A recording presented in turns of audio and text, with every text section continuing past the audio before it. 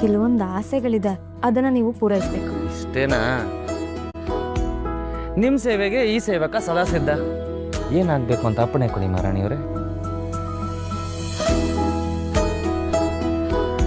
ಕತ್ಲಾದ್ಮೇಲೆ ಚುಮು ಚುಮು ಚಳಿಲಿ ವಾ, ಕತ್ಲಾದ್ಮೇಲೆ ಇದೊಂಥರ ಚೆನ್ನಾಗಿದೆ. ಚಳಿಲಿ ನನ್ನ ಮಾತು ಇನ್ನೂ ಮುಗ್ದಿಲ್ಲ, ಸುಮ್ಮನೆ ಕೇಳಿಸ್ಕೊಳ್ಳಿ.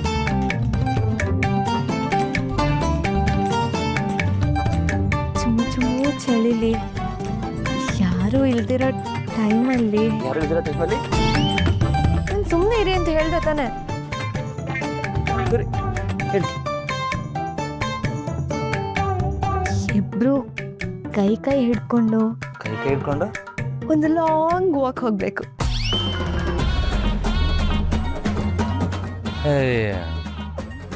ಇಷ್ಟೇನಾ? ನಾನೇನೋ ಅನ್ಕೊಂಡೆ. ನಾನು ಎಷ್ಟೋ ದಿನದಿಂದ ಇಂಥದ್ದೊಂದು ಕನ್ಸ್ಕೊಂಡಿದೆ. ನೀವು ಮಾಡ್ತೀರಾ ತಾನೆ?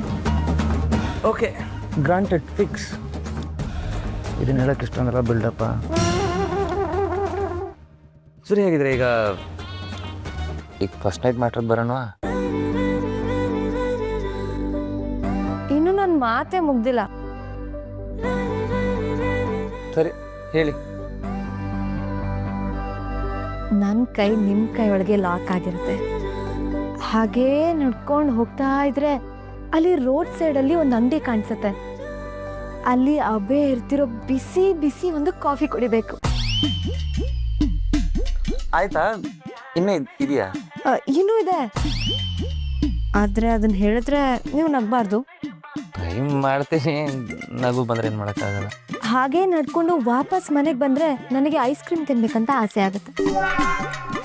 ಆಗ ನೀವೇ ನಿಮ್ಮ ಕೈಯಾರ ಐಸ್ ಕ್ರೀಮ್ ಮಾಡಿ ನನಗೆ ತಿನ್ನಿಸ್ಬೇಕು. ಟಾಸ್ಕ್ ಅಂದ್ರೆ ಇದು. ಸರಿ, ಮುಂದೆ ಏನು? ಮಾಡಿರೋ ಐಸ್ ಕ್ರೀಮ್ನ ಟೆರೆಸಿಗೆ ತಗೊಂಡೋಗಿ ಅಲ್ಲಿ ತಿನ್ಬೇಕು.